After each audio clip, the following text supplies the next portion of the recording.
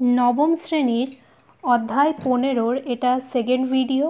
এই ভিডিওতে আমরা কোষে দেখি 15.1 যেটা আমার বইয়ে পেজ নাম্বার 220-তে রয়েছে, সেখান থেকে কয়েকটা ইম্পর্টেন্ট অঙ্ক দেখব। এর আগের ভিডিওতে আমরা এই চ্যাপ্টারে যে চতুর্ভুজের অন্তর্গত আয়তক্ষেত্র এবং বর্গক্ষেত্রের বিভিন্ন সূত্রাবলী শিখেছিলাম এবং কয়েকটি অঙ্কও করেছিলাম। তো সেই অঙ্কের রিলেটেডই প্রথম অঙ্ক আমি একটা বোঝাচ্ছি, যেটা হলো কোষে দেখি 15.1-এর 7 নম্বরে রয়েছে। তো অঙ্কটা হলো রোহানাদের আয়তাকার বাগানের দৈর্ঘ্য 14 মিটার এবং প্রস্থ 12 মিটার। বাগানটির ভিতরের চারিদিকে সমান চওড়া একটি রাস্তা তৈরি করতে প্রতি বর্গ মিটারে 20 টাকা হিসাবে মোট 1380 টাকা খরচ হলে রাস্তাটি কত চওড়া হবে হিসাব করে দেখি। তো এইরকম রাস্তার অঙ্ক আমি আগের ভিডিওতে একদম লাস্টে করিয়েছিলাম কিন্তু, ঠিক আছে? তো সেই রকমই অঙ্কটা হবে, তাহলে ভালো করে বোঝো। প্রথমে হলো আমরা ধরে নিলাম যে রাস্তাটি কত মিটার চওড়া, সেটা আমাদের ধরে নেওয়া হয়েছে যে রাস্তাটি এক্স মিটার চওড়া, ঠিক আছে? তাহলে এবার বলেছে প্রতি বর্গ মিটারে 20 টাকা হিসাবে খরচ হয়। বর্গ মিটার মানে বুঝতেই পারছো, বর্গ মিটারটা হলো ক্ষেত্রফলের একক। তার মানে এই ক্লু থেকে আমরা কিন্তু যে রাস্তার ক্ষেত্রফলের দিকে কিন্তু আমরা এগিয়ে যেতে পারবো বা ক্ষেত্রফলটা পেতে পারবো। তাহলে কি 1 বর্গমিটার রাস্তায় খরচ হয় কত? 20 টাকা, বা আমরা বলতে পারি 20 টাকা খরচ হয় 1 বর্গমিটারে। তাহলে মোট কত খরচ হয়েছে? 1380 টাকা। তাহলে 1380 টাকা খরচ হয় কত বর্গমিটারে? আমরা ঐকিক নিয়মের সাহায্যে বের করলাম 69 বর্গমিটারে, ঠিক আছে? তার মানে এই যে রাস্তাটার মোট ক্ষেত্রফল 69 বর্গমিটার। কারণ কি, রাস্তাটি তৈরি করতে আমাদের 1380 টাকা কিন্তু খরচ হয়েছে, ঠিক আছে? এবার আমরা ছবিটা দেখি। দেখো এখানে যে রাস্তাটা রয়েছে, রাস্তাটা কিন্তু বাগানের ভিতরের দিকে। তার মানে এখানে হলো জমিটা হলো ABCD আর রাস্তাটা কিন্তু ভিতরের দিকে রয়েছে। মানে আগের ভিডিও যে লাস্ট অঙ্কটা, সেটা রাস্তাটা ছিল বাইরের দিকে, কিন্তু এবার কিন্তু রাস্তাটা ভিতরের দিকে রয়েছে। এর জন্য আমি ভিতরের দিকে রাস্তাটাকে ড্র করেছি। তাহলে ABCD এর এখানে আমাদের দৈর্ঘ্য বলে দিয়েছে 14 মিটার আর প্রস্থ 12 মিটার। তাহলে ক্ষেত্রফল দৈর্ঘ্য গুণ প্রস্থ করে আমরা পেয়েছি 168 বর্গমিটার, ঠিক আছে? এবার এই যে PQRS রয়েছে ভিতরে, যেটা রাস্তা দিয়ে যে আয়তক্ষেত্র, ঠিক আছে, এর দৈর্ঘ্যটা কত হবে? তাহলে বুঝতেই পারছো এর দৈর্ঘ্যটা টোটাল AB এর দৈর্ঘ্য কত? 14 মিটার, ঠিক আছে? আর PQটা ভেতরের দিকে অবস্থিত। রাস্তাটা আমরা ধরে নিলাম x মিটার চওড়া, তার মানে এই দিকেও x আবার এই দিকটাও x।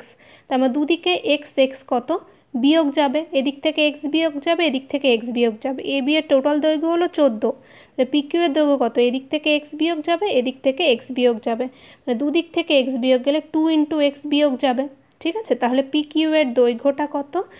PQRS যে আয়তক্ষেত্র, তার দৈর্ঘ্য PQটা কত? 14 - 2x। 14 থেকে 2xটা বিয়োগ যাবে যেহেতু ভেতরের দিকে। আর প্রস্থটা কত? সেমভাবে 12 থেকে 2xটা বিয়োগ যাবে, কারণ এদিকে x আবার এদিকেও কিন্তু x। রাস্তাটা x মিটার চওড়া বলে দিয়েছে। তাহলে PQRS এর ক্ষেত্রফল আমরা বের করে নিলাম, এই যে দৈর্ঘ্য গুণ প্রস্থ, মানে এটা গুণ এটা করে বর্গমিটার আমরা বের করে নিলাম এরকম করে গুণ করে। এরপরে তাহলে রাস্তাটার ক্ষেত্রফলটা কত হবে? রাস্তার ক্ষেত্রফলটা বুঝতেই পারছো, রাস্তা তো এই অঞ্চলটা, তার মানে এটা হলো এই যে ABCD এই টোটাল অঞ্চলটা মাইনাস PQRS এই টোটাল অঞ্চলটার ক্ষেত্রফল। এটা বাদ দিলে আমরা এই অঞ্চলটার ক্ষেত্রফলটা পেয়ে যাব। তাহলে আমরা এবার সেটাই করেছি। রাস্তার ক্ষেত্রফল কি? ABCD এর ক্ষেত্রফল মাইনাস PQRS এর ক্ষেত্রফল। তাহলে বিয়োগ করে আমরা পেলাম -4 × x² - 13x, ঠিক আছে? এইবার তাহলে আমরা এর আগে ঐকিক নিয়মের সাহায্যে কত বের করলাম? রাস্তার ক্ষেত্রফল 69, আর এখন আমরা বিভিন্ন ক্যালকুলেশনের মাধ্যমে রাস্তার ক্ষেত্রফল বার করছি এটা। তাহলে প্রশ্নানুযায়ী আমরা বলতে পারি এই দুটো কি সমান। তাহলে সমান হলে দেখো আমরা এখান থেকে এটাকে মিডল টার্ম করা হয়েছে, ঠিক আছে? মিডল টার্ম তোমরা করতে পারো উৎপাদকে বিশ্লেষণ করে x এর মান কত পেলাম? একটা পেয়েছি হলো 11.5 আর একটা পেয়েছি হলো x এর মান 1.5। কিন্তু তোমরা একটা জিনিস বিচার করো, রাস্তাটি 11.5 মানে 11 পূর্ণ হাফ, তাই তো? 11 11.5 মিটার যদি চওড়া হয় তাহলে বুঝতে পারছো এটা রয়েছেই তো, যদি 11.5 মিটার চওড়া তাহলে কতটা চওড়া বুঝতে পারছো? প্রস্থটাই তো 12 মিটার। এবার যদি তাহলে তো কিছু থাকবেই না, জমি থাকবে না, সবই রাস্তা হয়ে যাবে। তাহলে কি এর জন্য আমরা কি করতে পারি, এই যে এক্সের মানটা কখনোই কিন্তু 11.5 নিতে পারবো না। তাহলে এক্সের মানটা কত? 1.5। তার মানে রাস্তাটা আমরা ধরে নিয়েছিলাম x মিটার চওড়া, তাহলে এখানে রাস্তাটি কত মিটার চওড়া হলো? 1.5 মিটার চওড়া। এরপর চলে আসি 9 অঙ্কটায়। প্রশ্নটা পড়ছি, একটি হল ঘরের দৈর্ঘ্য 4 মিটার, প্রস্থ 6 মিটার এবং উচ্চতা 4 মিটার। ঘরটিতে 3টি দরজা আছে যাদের প্রত্যেকটি 1.5 মিটার ইন্টু 1 মিটার এবং 4টি জানলা রয়েছে যাদের প্রত্যেকটি 1.2 মিটার ইন্টু 1 মিটার। ঘরটির 4 দেওয়াল প্রতি বর্গমিটারে 70 টাকা হিসাবে রঙিন কাগজ দিয়ে ঢাকতে কত খরচ পড়বে? তার মানে কি 4টি দেওয়াল পুরো রঙিন কাগজ দিয়ে ঢাকতে হবে, বা তার মানে কি আমাদের ক্ষেত্রফলটা নির্ণয় করতে হবে। এবার রঙিন কাগজ দিয়ে যখন ঢাকি তখন নিশ্চয়ই আমরা দরজা জানলাগুলো ঢেকে দিই না, ঠিক আছে? তাহলে কি আমাদের দরজা জানলার যে ক্ষেত্রফলগুলো রয়েছে সেগুলো কিন্তু বাদ দিয়ে আমাদেরকে ক্যালকুলেশনটা আগে নির্ণয় পুরোটা করতে হবে, ঠিক আছে? তাহলে এখানে কিন্তু আমাদের একটা সূত্র প্রয়োগ হবে, যে সূত্রটা জানানোর জন্য আমি তোমাদের এই অঙ্কটা বলছি। দেখো, জানলা এবং দরজা সহ সম্পূর্ণ হল ঘরের ক্ষেত্রফলের সূত্র রয়েছে, ঠিক আছে? জানলা দরজা দিয়ে, তাহলে ক্ষেত্রফলের সূত্রটা কি মনে রাখবে তোমরা? 2 ইন্টু দৈর্ঘ্য যোগ প্রস্থ গুণ উচ্চতা, আর ক্ষেত্রফলের একক বর্গমিটার, তাই বর্গমিটার লিখেছি। এবার তাহলে এখানে 2 ইন্টু দৈর্ঘ্য কত বলে দিয়েছে? 4 মিটার, প্রস্থ 6 মিটার আর উচ্চতা বলে দিয়েছে 4 মিটার। তাহলে ক্যালকুলেশন করে পেলাম 80 বর্গমিটার, ঠিক আছে? এবার জানলার ক্ষেত্রফলটা কত? জানলাগুলো বলে দিয়েছে 1.2 ইন্টু 1, তাই তো? এবার দুটো মিটার গুণ হয়েছে, ওর জন্য মিটার গুণ মিটার বর্গমিটার হয়ে গেছে। এটা 1.2 ইন্টু 1 মানে 1.2 বর্গমিটার। তাহলে প্রতিটি জানলার ক্ষেত্রফল কত? 1.2 বর্গমিটার। আর ঘরে কটা জানলা রয়েছে? 4টি জানলা, তাহলে 4টি জানলার ক্ষেত্রফল হয়েছে 4 ইন্টু 1.2 বর্গমিটার মানে 4.8 বর্গমিটার। আবার প্রতিটি দরজার ক্ষেত্রফল কত? 1.5 ইন্টু 1 বর্গমিটার। তাহলে 3টি দরজার ক্ষেত্রফলটা কত? 3টে দরজার ক্ষেত্রফল হলো 3 ইন্টু 1.5 বর্গমিটার, ঠিক আছে? এবার সম্পূর্ণ হল ঘরের ক্ষেত্রফল আমরা জানি জানলা দরজার সমেত 80 বর্গমিটার, আর জানলা আর দরজার আলাদা আলাদা ক্ষেত্রফল আমি মোট বের করে ফেলেছি। তাহলে জানলা দরজা বাদ দিয়ে আমার ক্ষেত্রফল কত সেটা আমাদের এবার নির্ণয় করতে হবে, কারণ আমরা যখন কাগজ মুড়বো সেখানে জানলা দরজার তো বাদ দিয়েই মুড়বো। তাহলে দেখো, জানলা ও দরজার মোট ক্ষেত্রফলটা আমরা এই দুটো যোগ করে আমরা করে নিলাম 9.3 বর্গমিটার। তাহলে জানলা এবং দরজা বাদ দিয়ে বাকি ঘরের ক্ষেত্রফল হলো 80 বিয়োগ এই 9.3টা বিয়োগ দিয়ে দিলাম, ঠিক আছে? 80 থেকে 9.3টা বিয়োগ দিয়ে দিলাম জানলা দরজা বাদ দিয়ে বাকি অঞ্চলের ক্ষেত্রফল, ঠিক আছে? এবার বলেছে যে প্রতি বর্গমিটারে 70 টাকা হিসাবে খরচা হয়। তাহলে 1 বর্গমিটারে কত খরচা হয়? 70 টাকা। তাহলে 70.7 বর্গমিটারে মোট কত খরচা হয়? 4949 টাকা, কারণ তোমরা গুণ করে দেবে, ঠিক আছে? আশা করি অঙ্কটা বুঝতে কোনো অসুবিধা নেই। যদি অসুবিধা হয় সেগুলো কিন্তু আমাকে জানিও। এরপর চলে আসছে আর একটা ইম্পর্টেন্ট অঙ্ক, যেটা রয়েছে 15 নম্বর অঙ্ক, ঠিক আছে? 15 নম্বর অঙ্ক। প্রশ্নটা আমি পড়ছি। এটা হলো, মৌসুমীদের বাড়ির আয়তাকার বড় হলঘরের দৈর্ঘ্য এবং প্রস্থের অনুপাত 9:5 এবং পরিসীমা 140 মিটার। মৌসুমীরা হলঘরের মেঝেতে 25 সেন্টিমিটার ইন্টু 20 সেন্টিমিটার আকারের আয়তাকার টালি বসাতে চায়। প্রতি 100 টালির দাম 500 টাকা হলে মৌসুমীদের হলঘরের মেঝেতে টালি বসাতে কত খরচ হবে হিসাব করি। তাহলে দেখো, এখানে কিন্তু এককে একটু গন্ডগোল রয়েছে, পরিসীমাটা মিটারে রয়েছে, আর যেটা হলঘরের মেঝেতে যে টালির ক্ষেত্রফলটা সেটা কিন্তু সেন্টিমিটারে দেওয়া রয়েছে। তাহলে আমাদের মিটার থেকে সেন্টিমিটারে আসাটাই সহজ। তো যাই হোক, আমরা পরপর স্টেপ বাই স্টেপ দেখি। অঙ্কটা দেখো, প্রথমে রয়েছে হলঘরের দৈর্ঘ্য এবং প্রস্থের অনুপাতটা দিয়ে দিয়েছে 9:5। তাহলে কি হলঘরের দৈর্ঘ্য এবং প্রস্থের অনুপাতটা 9:5, তাহলে আমি ধরে নিলাম হলঘরের দৈর্ঘ্য হলো 9x মিটার এবং প্রস্থ হলো 5x মিটার। মিটারে কনসিডারটা করলাম, ঠিক আছে? দৈর্ঘ্যটা 9x মিটার আর প্রস্থটা 5x মিটার, যেখানে x হলো একটা সাধারণ উৎপাদক, যে কোনো সাধারণ উৎপাদক। এবার দেখো তাহলে হল ঘরে যে মেঝে রয়েছে সে মেঝের ক্ষেত্রফলটা কত হবে, দৈর্ঘ্য গুণ প্রস্থ করে 5 9 45 আর দুটো এক্স গুণ হয়ে এক্স স্কোয়ার বর্গমিটার। আর মেঝের পরিসীমা 2 ইন্টু দৈর্ঘ্য যোগ প্রস্থ, ক্যালকুলেট করে দেখো আমি পেলাম 28 এক্স মিটার। এবার মেঝের পরিসীমাটা বলেই দিয়েছে 140 মিটার, তোমরা বইয়ে দেখতে পাচ্ছ। তাহলে আমরা কি বলতে পারি, 28 এক্স ইকুয়াস টু 140।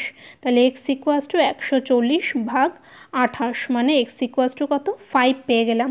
তাহলে এখানে এখানে আমরা যেটা হল ঘরের মেঝের ক্ষেত্রফলটা আমরা একটু আগেই দেখলাম কত, 45 এক্স স্কোয়ার বর্গমিটার।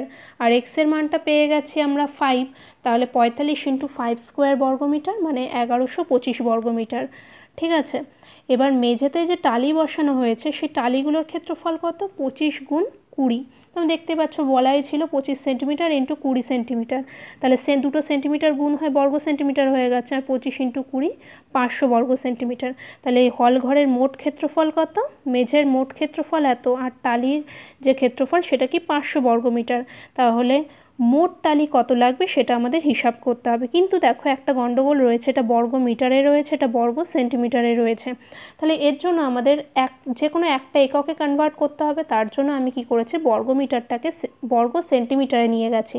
তাহলে 1 বর্গ মিটার ইকুয়াস টু কি 100 স্কোয়ার বর্গ সেন্টিমিটার। ঠিক আছে, এর জন্য আমি হল ঘরের মোট ক্ষেত্রফল যেটা ছিল 2125 বর্গমিটার, এটা ইকুয়াস টু কত, 2125 ইন্টু 100 স্কোয়ার বর্গ সেন্টিমিটার, তার জন্য 100 স্কোয়ার গুণ করে দিলাম, আর এটা তো বর্গ সেন্টিমিটারে ছিল। তাহলে এবার আমাদের কাটাকুটি করতে সুবিধা হবে। তো কাটাকুটি করে আমি যেটা পেলাম সেটা হলো 22,500টি।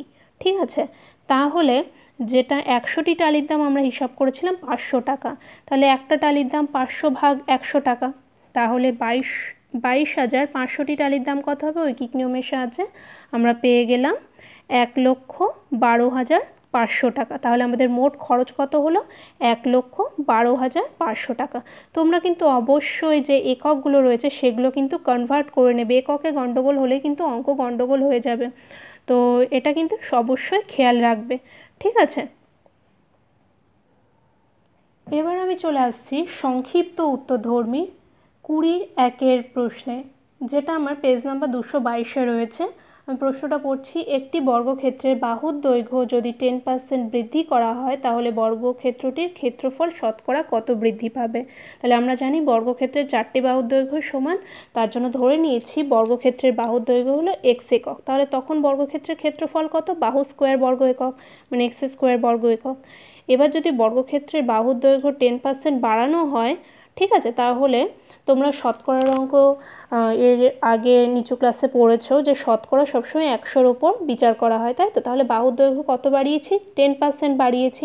তাহলে 10% বাড়ালে 100 প্লাস 10 মানে কত, 110 হয়। তাহলে নতুন বাহুর দৈর্ঘ্য কত হবে, আগে ছিল এক্স ইন্টু 110/100। তাহলে এটা দেখো 0 0 কেটে গিয়ে 11x/10 একক হয়ে গেল। তাহলে নতুন ক্ষেত্রে বর্গক্ষেত্রের বাহুর দৈর্ঘ্য কত, 11x/10 একক। এবার এখন তাহলে ক্ষেত্রফলটা কত হলো, 11x/10 হোল স্কোয়ার মানে বাহু স্কোয়ার যেহেতু হয়, তাহলে আমি সেটা ক্যালকুলেট করলাম।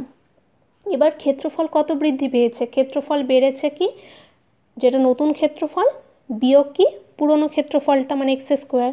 তাহলে নতুন ক্ষেত্রফল বিয়োগ পুরনো ক্ষেত্রফল দেখো করলাম, যেটা কমন গেল নিয়ে নিলাম, এক্স স্কোয়ার কমন গেল, দিয়ে এবার লসাগু করে বিয়োগ করলাম, বিয়োগ করে আসছে 21x² বর্গ একক। ঠিক আছে, তাহলে শতকরা ক্ষেত্রফলটা কত বৃদ্ধি পেয়েছে, ঠিক আছে, কত বৃদ্ধি পেল, ক্ষেত্রফলের যে বৃদ্ধিটা হলো, শতকরাটা আমাদের যেহেতু বিচার করতে হবে পার্সেন্টেজটা, তাহলে কি ক্ষেত্রফলটা বৃদ্ধি কত হলো সেটা নিতে হবে, বাই কি পূর্বের ক্ষেত্রফল মানে একদম প্রথমে আমাদের ক্ষেত্রফলটা কত ছিল সেটা ইন্টু 100 ব্র্যাকেট দিয়ে পার্সেন্টেজ, সেটাই হলো আমাদের আনসার হবে ক্ষেত্রফল কত বৃদ্ধি পেয়েছে। তাহলে ক্ষেত্রফল বৃদ্ধি কত, 21x²/100। পূর্বের ক্ষেত্রফল আমার একদম প্রথমে ক্ষেত্রফল ছিল x² ইন্টু 100%। ঠিক আছে, এবার দেখো ক্যালকুলেট করা হয়েছে, ক্যালকুলেট করে 21x²/100x² ইন্টু 100 দিয়ে পার্সেন্টেজ, তাহলে 100 কেটে গেল, x² কেটে গেল, পড়ে থাকলো 21%। ঠিক আছে, এটাই হলো আনসার। এরপরে যে অঙ্কটা রয়েছে মানে দুইয়ের অঙ্কটা একদম সেম রকম, ওটা আয়তক্ষেত্র দিয়ে করেছে। তোমরা চেষ্টা করবে অঙ্কটা, ঠিক আছে? না পারলে আমি পরে করিয়ে দেব। এরপর আসছি 20-3 অঙ্কটা। প্রশ্নটা রয়েছে, একটি আয়তক্ষেত্রের কর্ণের দৈর্ঘ্য 5 সেন্টিমিটার, কর্ণদ্বয়ের ছেদবিন্দু থেকে আয়তক্ষেত্রটির একটি প্রস্থের ওপর লম্বের দৈর্ঘ্য 2 সেন্টিমিটার, আয়তক্ষেত্রটির প্রস্থের দৈর্ঘ্য কত? এবার এর জন্য আমাদের কয়েকটা মানে উপপাদ্য জানা উচিত। একটা হলো আমরা জানি আয়তক্ষেত্রের কর্ণদ্বয় পরস্পরকে সমদ্বিখণ্ডিত করে, ঠিক আছে?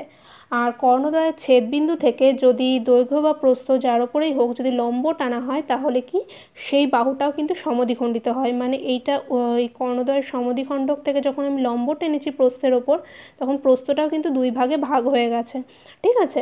তার মানে এই আর ইবিও কিন্তু সমান, আর কর্ণদ্বয় কি পরস্পরকে সমদ্বিখণ্ডিত করে। এবার পুরো কর্ণের দৈর্ঘ্য কত বলে দিয়েছে? 5 সেন্টিমিটার। তাহলে পুরো কর্ণ যদি 5 সেন্টিমিটার হয় তাহলে এই এও এই অল্প একটু যে দৈর্ঘ্যটা রয়েছে হাফটা সেটা কত হয়ে যাবে? 5/2 মানে 2.5, ঠিক আছে? আর এই কর্ণদ্বয়ের ছেদবিন্দু থেকে প্রস্থের উপর যে লম্ব টানা হয়েছে তার দৈর্ঘ্য 2 সেন্টিমিটার, ঠিক আছে? 2 সেন্টিমিটার বলেই দিয়েছে। তো 2 সেন্টিমিটার, এটা 2.5 সেন্টিমিটার, তো এগুলো সব সেন্টিমিটারে রয়েছে। আর এটা কি লম্ব টানা হয়েছে, তাহলে এই কোণটা কত? 90 ডিগ্রি হয়েছে, বোঝাই যাচ্ছে। এবার আমাদের কি প্রস্থের মানটা বের করতে হবে, এই যে প্রস্থটা এ বি এর মানটা বের করতে হবে।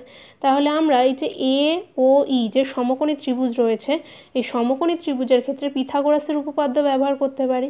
পিথাগোরাসের উপপাদ্য কি আমরা জানি যে অতিভুজ স্কোয়ার ইকুয়ালস টু ভূমি স্কোয়ার প্লাস লম্ব স্কোয়ার। তাহলে এখানে অতিভুজ কত? এও স্কোয়ার ইকুয়ালস টু ভূমি স্কোয়ার কত? এ স্কোয়ার বাই প্লাস লম্ব স্কোয়ার মানে ওই স্কোয়ার, ঠিক আছে? তাহলে এখানে এই এ ওর মানটা কত? 2.5, আমরা জানি 2.5 বসিয়ে দিলাম। এর মানটা আমাদের নির্ণয় করতে হবে, ঠিক আছে? জানি না। আর ওই স্কোয়ার মানে হলো 2 স্কোয়ার। তাহলে দেখো এরপর A square equals to 2.5 square minus 2 square. তাহলে এর মানটা কত? রুট ওভার অফ এটা হবে। এবার ক্যালকুলেট করে আমরা পেলাম 1.5, মানে এর মানটা কত? 1.5 পেলাম।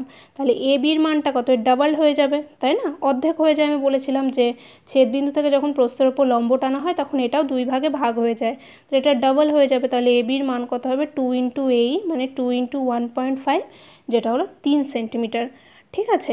এই একইভাবে কিন্তু তোমরা 4 অঙ্কটাও করে ফেলতে পারবে, ঠিক আছে? তো 4 অঙ্কটা চেষ্টা করো। এই ভিডিওটা এই পর্যন্তই।